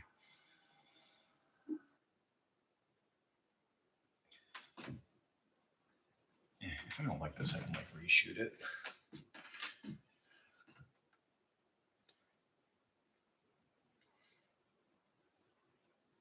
James Nerdman, you're pulling an angry video game nerd. Where that video where he's freaking out over movie sequel titles, which is very warranted. It should be called Jurassic Park 2 or the last. Oh, wait a second. Or the last. I'm just gonna read your thing. Jurassic Park 3, The Last World 2. Yeah.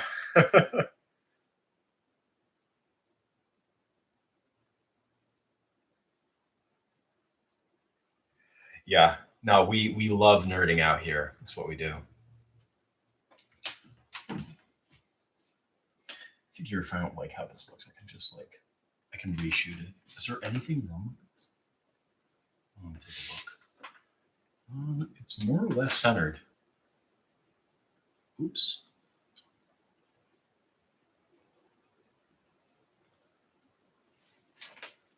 Maybe I'll tweak the light a bit.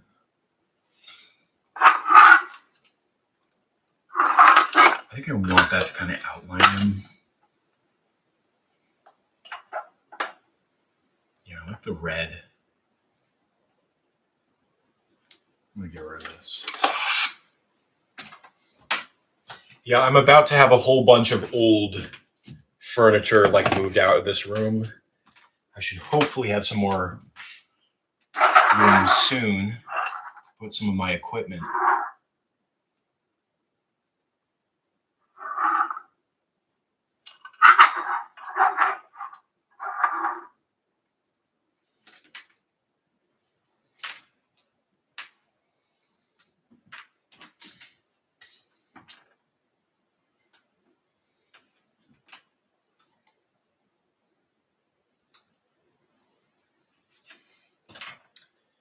Not getting too much light here. Oh wow, that's kind of cool looking. This kind of resembles sort of what it'll look like the actual animation. Might be too dark though. My little philosophy when it comes to filming stuff like this is if you have to choose between too much light or not enough light, like if you're unsure how exposed you want your footage to be, I always say it's better to have a bit too much light than not enough, because it is easier and more, I think it's more recommended to add artificial dark than artificial light. Yeah, I'm like into the shadows. I love how tense this is. Yeah, the artificial dark just will always look better than artificial light. Maybe someday the technology will advance, but for the time being, like I can always make this darker in post. But like this, I'm not going to be able to light up in post and have it look natural.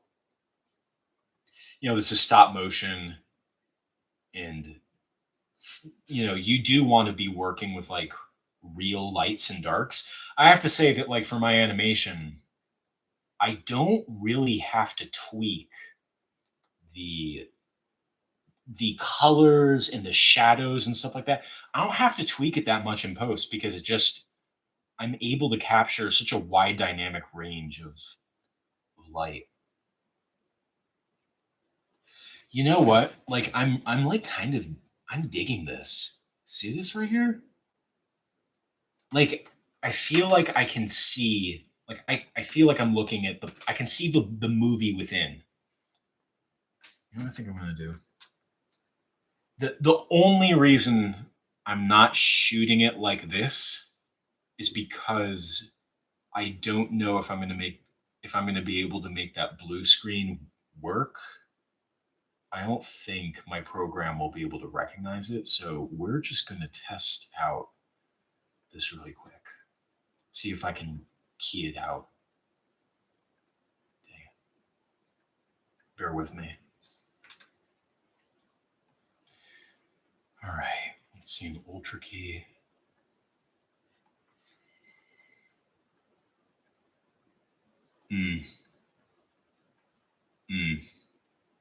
It's not.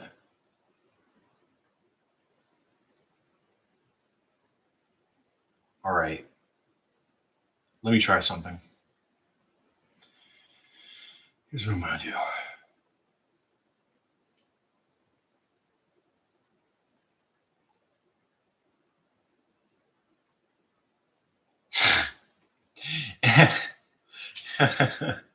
Wait. The prequel trilogy is -2, -1, and 0. That like that would be more fitting. Like the prequels being what they are. Keep in mind, this is coming from someone who loves the prequels. They are so bad that they're amazing. It's just impossible for me to hate them because those were my Star Wars movies growing up.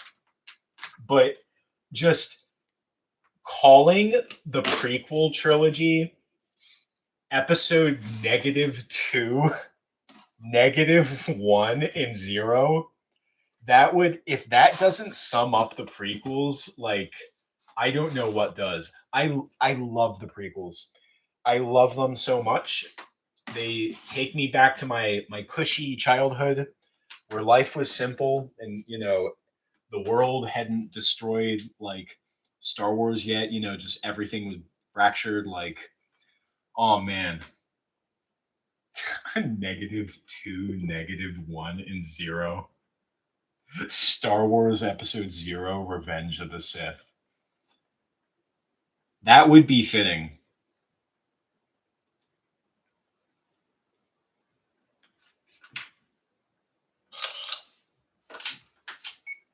That would be very fitting. Okay, so the only thing that's messing with me is like the reds are like vanishing, which means that my big light is just kind of washing it out. It has to be the big light. It's dominating my small sunset lamp. Now this looks a bit better.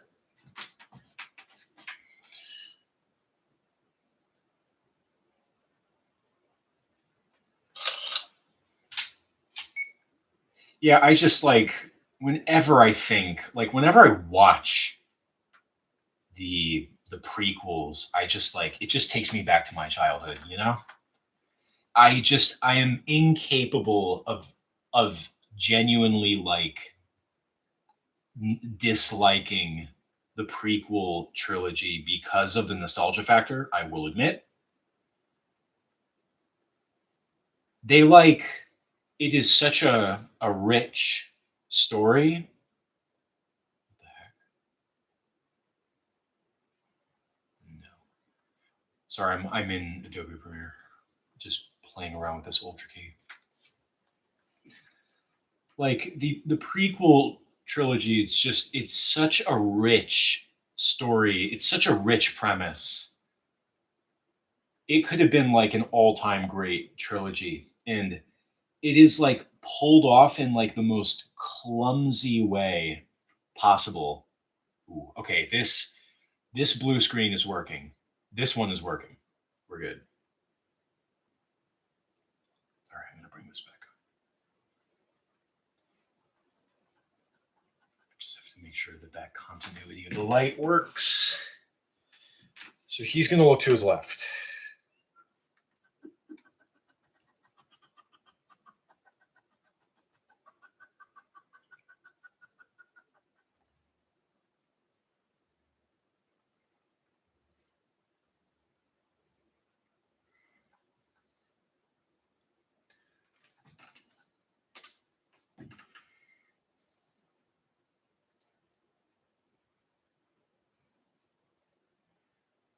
Don't know how much I'm going to animate here, but I think I can just take a few shots. This is meant like Popeye is supposed to be like stiff here.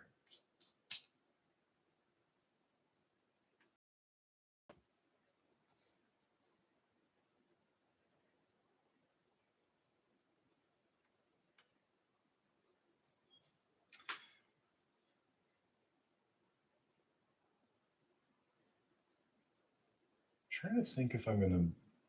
No, I don't think I will. All right, ignore me.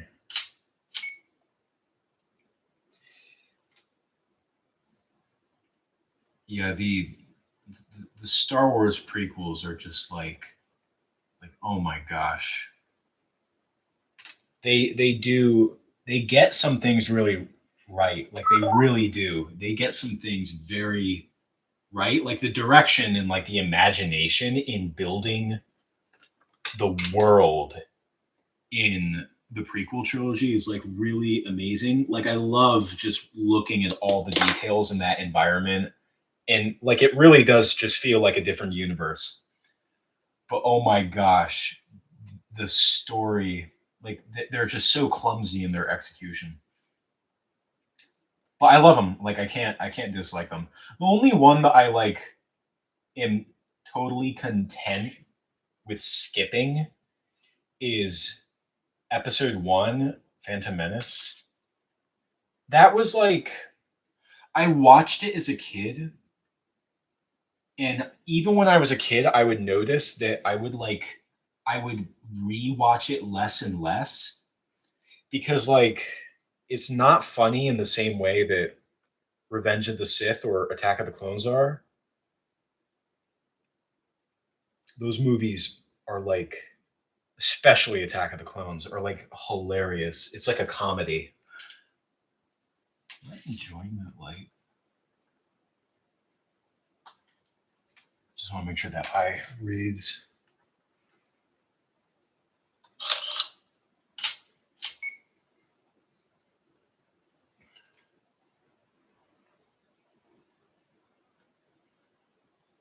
Oops.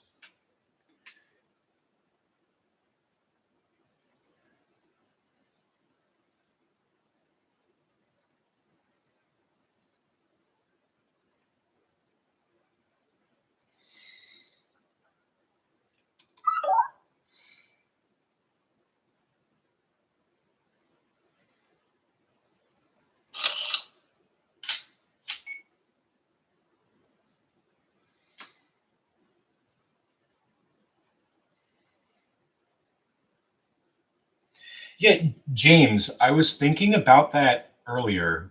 I have rewatched the first Cars film multiple times. People really make fun of the Cars movies, but like, and people rip on the first one a lot, but it's really not a bad film, I don't think.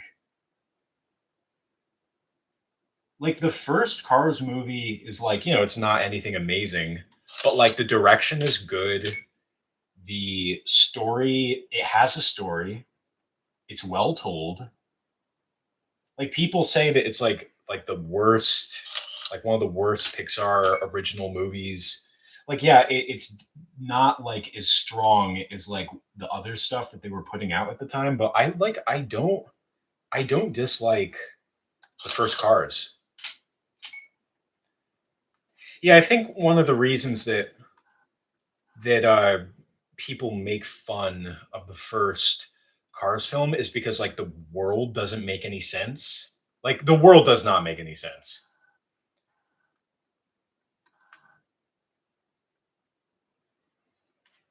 I think I'm gonna do this one again. I want to take some frames before I do the eye movement. You know what? Now that since I have the eye here already, I'm just gonna take a few frames. Yeah, another reason I think people like make fun of the Cars movies is because of like the memes of like the car people like anatomically they're like kind of terrifying. Like they have mouths, they have doors on them, even though theoretically they should have like organs inside of them. Like yeah, but like that's another thing that like people clown on the Cars movies for, like in terms of like its world building, and that's fair. But I do have to say that like from a character design point of view, the decision for for the for the art department to make the Cars characters in that series have like eyes on their windshields and mouths on their front bumper, it did make, from a character design perspective, it's way friendlier looking than like making their eyes be the head, like the headlights be the eyes and stuff like that. Because other films have tried to do that and it doesn't look that good.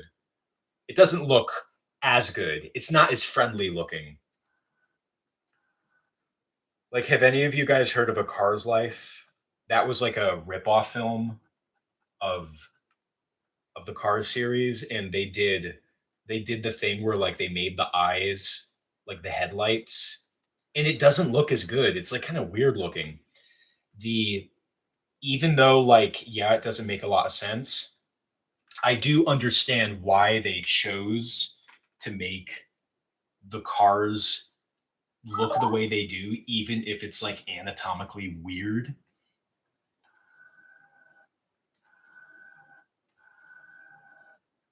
I like this. This is good.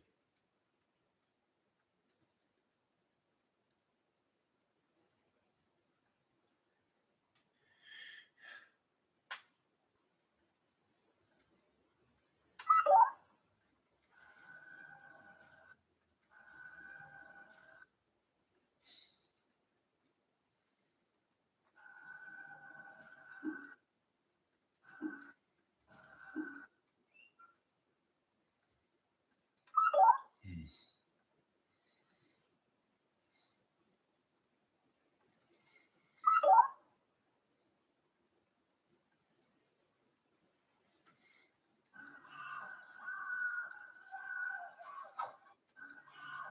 Yeah, I think we're gonna have to go back a little bit. We're at 509.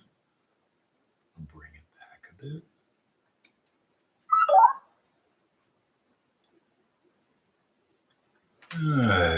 497.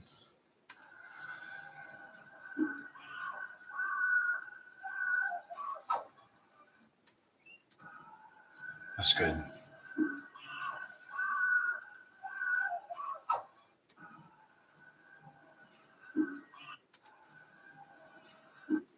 All right, you know what? It's kind of weird because it's like I need there to be overlap in these frames, like in the editing process, which is why I'm kind of running into a few problems here. I'm trying to think of how I'm going to manage this. Manage this. Uh, I'll just split the audio at 542. I know I said I would stop at the 2 hour mark. We're over the 2 hour mark. Um,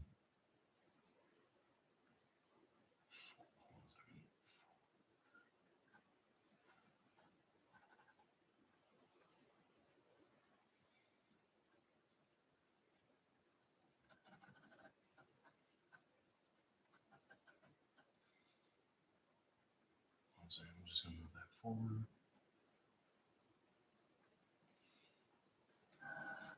Yeah, I said I would stop at the 2 hour mark. That's the thing. It's like I don't have a schedule for like when I'm ending. I like once again, this was like a pretty spontaneous stream.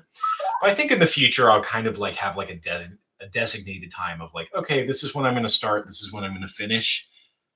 There's just stuff that you can't really like predict. Hey, Tim, thanks for joining us.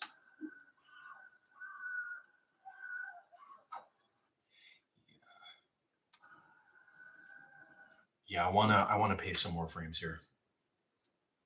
Yeah, it's just like you work through a scene and there are things that you have to prepare for, and like sometimes I'll have to like break my setup in order to prepare something, like I have to sculpt something or whatnot.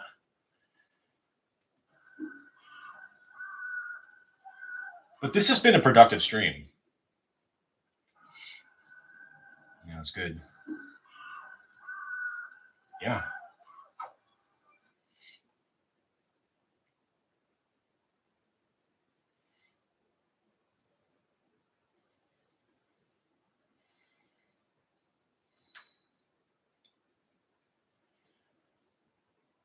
Yeah, Cars 2 is like really bad. I'm not interested in seeing Cars 3. I wasn't even interested in seeing Cars 2. It was just like I just heard it was so bad. I just kind of watched it out of curiosity, but yeah, it's bad. Not inclined to see Cars 3. But yeah, no, this is good. I love this shot. Look at this. Like it looks so cinematic. I love doing this. Well, yeah. But no, we got like how many frames? Nice. Yeah, we got over 100 frames. There are some duplicate frames here, but yeah, it's just like with an animation like this, it's just compositing, like making individual parts of the animation and just watching it all come together. A lot of it will be mended together in the editing process. Most of it, especially because it's all like on a blue screen, But these tools are just so advanced nowadays that like it's not really a big inconvenience to have to composite in the backgrounds. I do have other lenses that I can use that will capture backgrounds better, which is why I'm also choosing to shoot these on a blue screen. But yeah, I still have work to do, but I think I'm going to put out like a schedule for next week for doing more streams. That's the thing. It's like you do a lot of preparation for any stop motion shot because you need physical objects like ready. Like these puppets need to be ready ahead of time. But like once you start filming, like when you get to the reality of the shot, like some things come up, some little things to prepare. Yeah, I didn't have much time to prepare for the stream. I just kind of winged it, but no, we got some good progress in. Talked about movies. Hell yeah.